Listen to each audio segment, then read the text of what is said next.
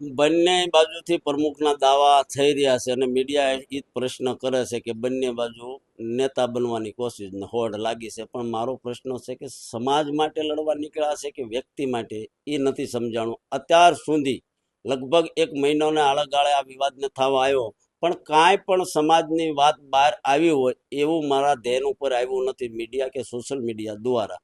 તો બંને બાજુથી દાવા કરવામાં આવ્યા છે કે સફળ અધિવેશન કાલનું પણ હોય 14નું પણ હોય, તો બંનેને હું કહેવા માંગુ છું ટૂંકમાં તમે પ્રેસ કરશો, સમાજની કામ શું કરવાના છે એના ખુલાસા કરશો, અને જે પણ કામગીરી કરવાના હોય 27 પહેલા રિઝલ્ટ આપવાના છો કે 27ની અંદર કોળી સમાજ સાથે છિતરપિંડી થશે, 2 ભાગલા પાડો અને રાજ કરો.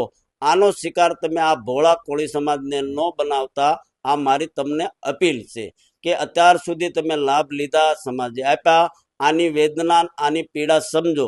શિક્ષણ ભવનનો મુદ્દો હોય, ઠાકોર વિકાસ નિગમનું હોય, સામાજિક જે અવારનવાર અત્યાચાર થાય છે એની બાબત હોય કે રાજકીય હોય, આ બાબતમાં તમે ક્યારે ચર્ચા કરશો? પ્રમુખને લઈને જે તમે લડાઈ કરી, જે દિલ્હીની અંદર ખર્ચો કર્યો, પીઠાવાલા ભવન જે ગાંધીનગરમાં છે ત્યાંના દીકરાઓ જે ભણે છે એની હાલત જો આટલા ખર્ચે 2 માળ ચડી ગયા હોય, તો સમાજનું હિત વિચારો કે તમે જે ખર્ચા કર્યા મને કોઈ વાંધો નથી, પણ હું તમારું ધ્યાન દોરું છું કે આયા પણ એક ભવન છે, ના છોકરા ભણે છે, જ્યાં 300ની કેપેસિટી છે, 800 જણા રહેશે. એની પીડા સમજો. મારી વેદના છે સમાજને લઈને, કોને સારું થવું એના માટે નથી, કોઈ પાર્ટી માટે સારું બતાવવા માટેના મારા અધિવેશન કે હું બોલતો નથી. સમાજની પીડા છે અને તમારી આગળ અવારનવાર તમે જ્યાં સુધી નહીં કરો ત્યાં સુધી મારી માંગ ઉપર હું તટસ્થતાથી માંગતો રહીશ. તમને દુઃખ થાય તો સોરી. પહેલી વસ્તુ તો આની ચૂંટણી જ ન થઈ શકે. અમે સાહેબ આટલા બધા ભણેલા ગણેલા છે, ગુજરાત સરકારના મંત્રી પણ છે, 2 ટર્મ સુધી રાષ્ટ્રીય અધ્યક્ષ રહી ચૂક્યા છે અને હાલમાં પણ છે.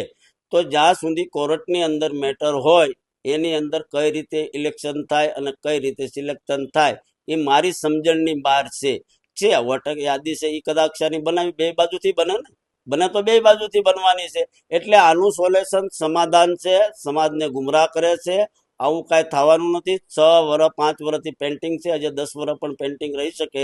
એટલે આમાં લીગલી કોઈ ઇલેક્શન ન થાય, લીગલી કોઈ પ્રમુખ એક બાજુથી ડિક્લેર થાય એવું હું માનતો નથી. આ સ્પષ્ટતા સાથે કહું છું, સમાધાન સિવાય આનો કોઈ નિકાલ નથી. એટલે બંનેને બેસી અને સમાધાન કરવું પડે.